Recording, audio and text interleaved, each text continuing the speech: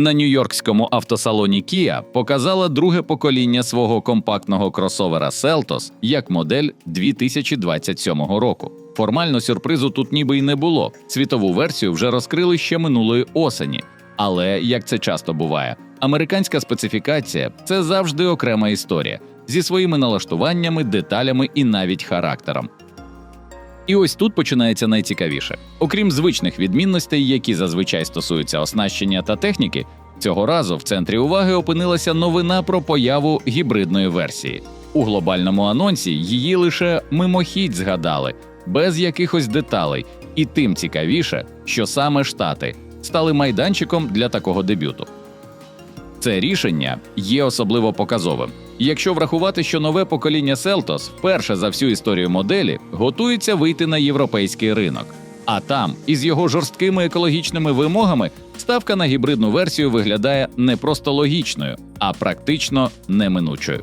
У підсумку інтерес до кросоверу тільки посилюється, вже не як до локальної новинки, а як до глобальної моделі із серйозними перспективами. Загалом, Seltos у другому поколінні помітно змінив свій характер. Якщо раніше він сприймався як доступна точка входу в лінійку кросоверів Kia, то тепер це вже щось більше. Він став більшим, технологічнішим і явно намагається грати на полі класом вище, оглядаючись на старші моделі бренду. Питання лише в тому, наскільки вдало йому вдається цей перехід і що саме корейські інженери та дизайнери вклали в цю трансформацію.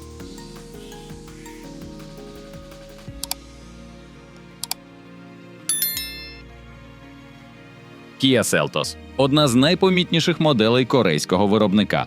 В останні роки Seltos стабільно входить до бестселерів марки, а на деяких ринках навіть обігнав за популярністю такі моделі, як Toyota Corolla Cross і Mazda CX-30. А це вже про багато що говорить. Після модернізації дизайн став більш єдиним з іншими Kia, отримавши новий фірмовий стиль. І, чесно кажучи, назвати його нудним не можна. Якщо дивитися на новий Seltos вперше, його легко можна прийняти за електромобіль з лінійки. Щось на зразок EV3 або EV9. Але це швидше візуальне враження. Під капотом все ж таки залишаються звичні двигуни внутрішнього згоряння. Сам вигляд став квадратнішим і зібраним. Спереду увагу привертають вертикальні блоки світлодіодних денних ходових вогнів із характерним янтарним відтінком. Ззаду – логіка та ж вертикальна оптика, але вже з об'єднуючою LED-смугою, яка тягнеться через усю кришку багажника. З боків – помітні плоскі втоплені ручки дверей і щедрий пластиковий захист арок. У базових версіях ставлять 16-дюймові легкосплавні диски, а топова позашляхова X-Line йде з більш агресивним обвісом, темними металевими акцентами, чорними бічними порогами та великими колесами діаметром 18 або навіть 19 дюймів. Колісна база збільшилася на 60 мм і тепер становить 2690.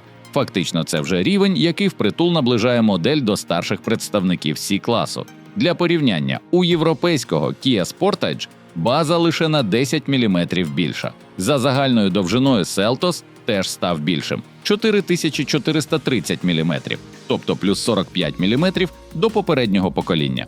Ширина зросла до 1830, плюс 30 мм, а висота складає 1600. Окремо варто відзначити дорожній просвіт, який був збільшений зі 185 до 206 мм. Для субкомпактного кросовера це дуже впевнений показник. Його вже спокійно вистачає і для засніжених доріг, і для легкого бездоріжжя. Зростання габаритів пов'язане з переходом моделі на нову платформу K3. Паралельно виробник зазначає, що кузов став жорсткішим, в салоні знизився рівень шуму, а підвізка і кермо було переналаштовано так, щоб машина відчувалася більш зібраною і передбачуваною в русі. При цьому на повнопривідних моделях спереду стоїть підвізка типу Макферсон. Ззаду – багатоважелева схема, хоча передньопривідні комплектації ззаду мають торсіонну балку.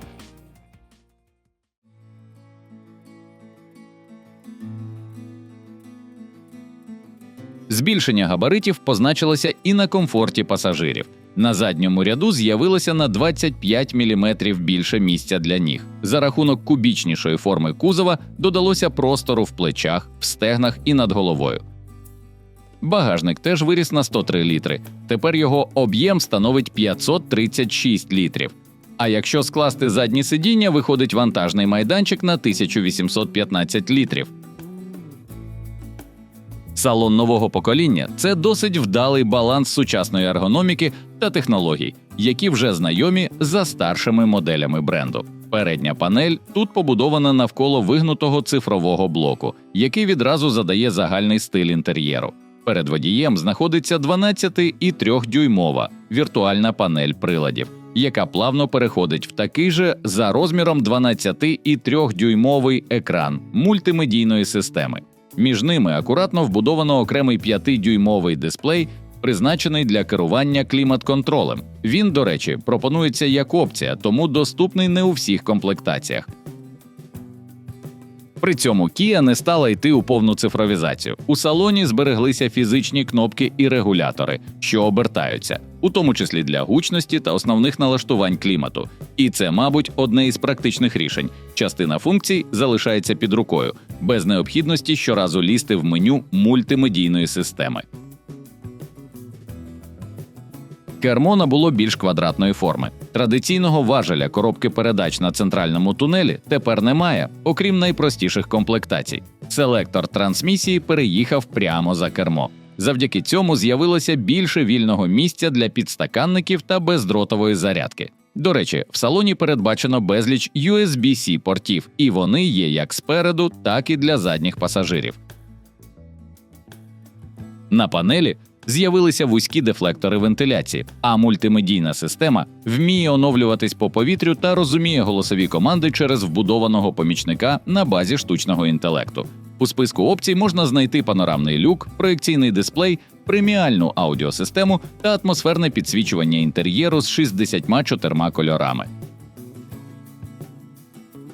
А для американських покупців версія X-Line пропонує пакет Prestige. До нього входять електропривід передніх сидінь з пам'яттю, камери кругового огляду, а також функція відображення сліпих зон прямо на панелі приладів. Але найцікавіша фішка – крісло релаксації для водія з висувною отоманкою для ніг, щоб можна було спокійно відпочити просто на парковці.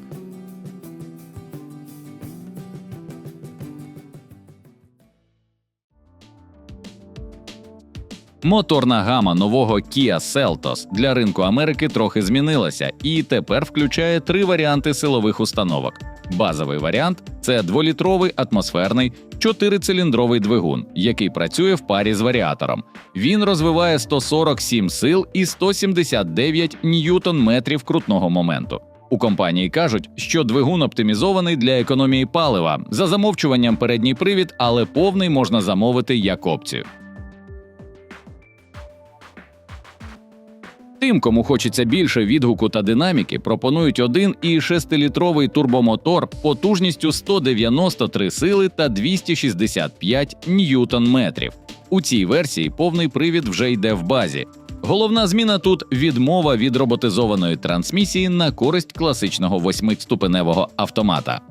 До речі, на інших ринках у цього ж двигуна є і менш потужна версія з переднім приводом із механічною 6-ступеневою коробкою або 7-ступеневим автоматом.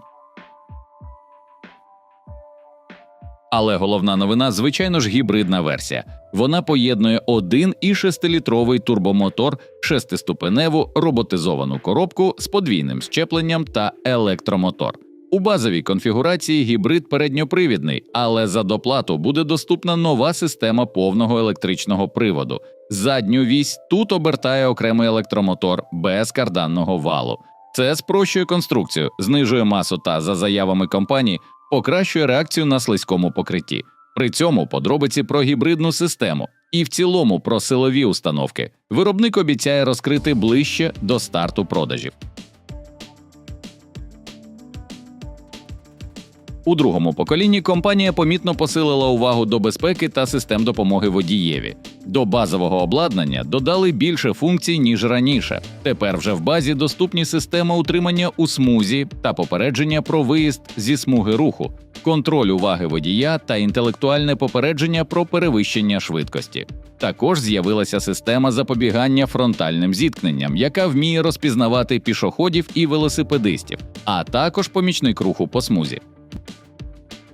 Додатково у списку опцій є й більш продвинуті рішення – інтелектуальний контроль обмежень швидкості, система запобігання зіткненням у сліпій зоні, попередження про поперечний рух ззаду та функція запобігання заднім зіткненням. Окрім того, також пропонується система безпечного виходу з автомобіля. Вона попереджає пасажирів, якщо ззаду наближається інший транспорт у момент відкриття дверей. Бензинові версії другого покоління Seltos, як модельного 2027 року, почнуть надходити до дилерів у Штатах протягом найближчих 3 місяців. З гібридом доведеться почекати довше. Його запуск на американському ринку очікується ближче до кінця року. Офіційні ціни поки що не оголошені. Для орієнтиру, поточне покоління Seltos у Америці стартує приблизно від $25 300 з урахуванням доставки. Логічно очікувати, що нова генерація виявиться трохи дорожчою за базову версію. У Європі ж модель планують презентувати влітку цього року.